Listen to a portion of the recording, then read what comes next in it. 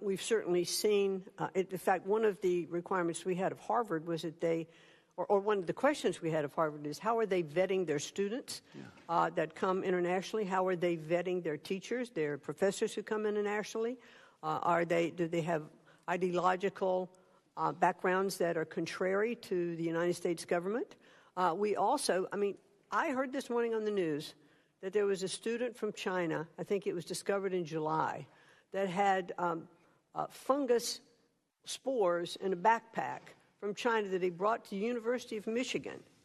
Now, we have to make sure that we stop that, because this can be an attack on our food supply, an attack on our, our total population. So these are incredibly important things, and the State Department is looking at visas, canceling them, making sure that the students who are here in the best interest of the United States. And thank you for promoting free speech, and also international students who want to come and learn and be positive, but also understand that there may be agents of foreign countries coming to our country. I yield back. I thank the gentleman, and I recognize the gentleman and teacher from California, Mr. Ticano. Thank you, Mr. Chairman. Thank you for being here, Madam Secretary. Good to see you again.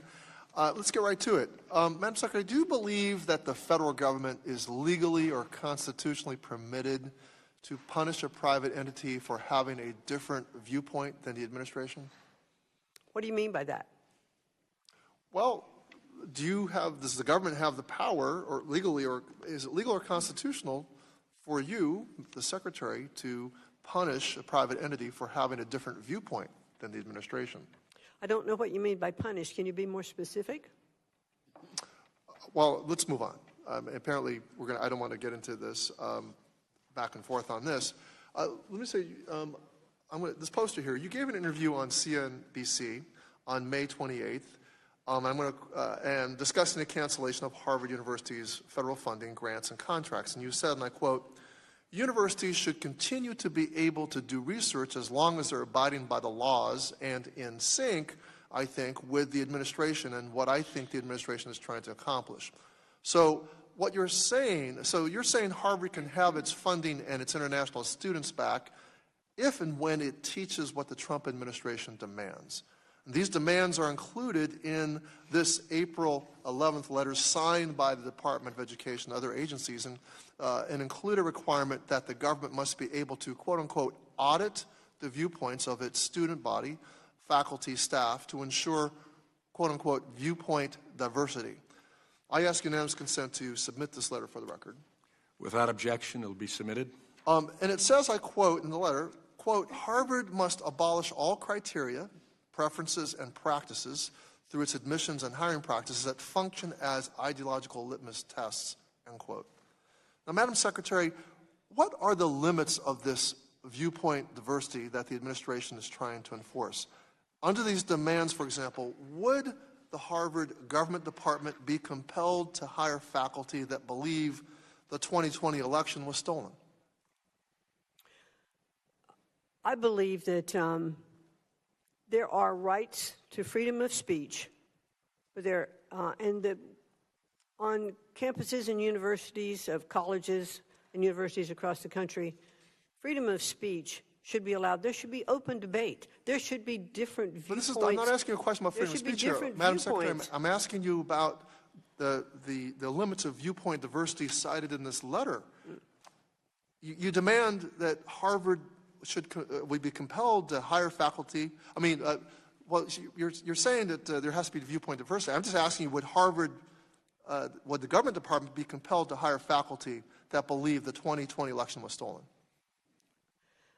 As an example of viewpoint diversity.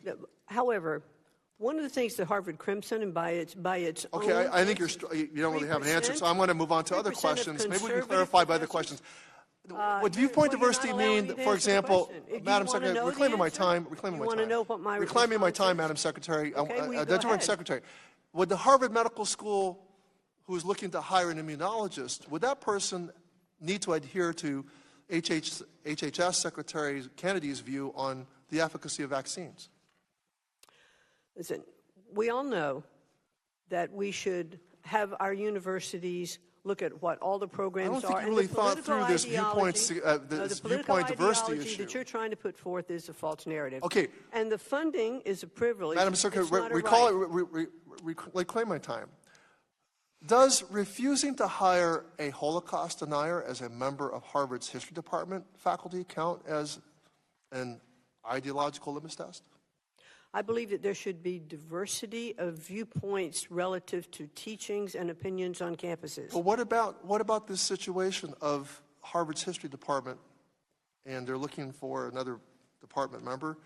Would being a Holocaust denier count Well, I do as know that Harvard did replace its head of Middle Eastern Studies even before we looked at it because they believed that they needed to make changes already. Okay, can you explain to me how cutting funding to cutting funding to cancer research, which may save the lives of children, will help Jewish students on campus?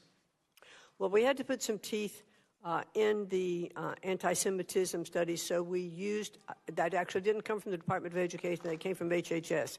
So therefore, Harvard had indicated that it might even take from its endowment, which is $53 billion, some funds to continue that research, and I think that might have been a really good use for some of those funds. Well, I think it's pretty clear you haven't really thought through this whole viewpoint. Well, you wouldn't know because you haven't allowed me to answer my questions, but thank you. Well, I think you were showing that you couldn't really answer the questions. The gentleman's time has expired.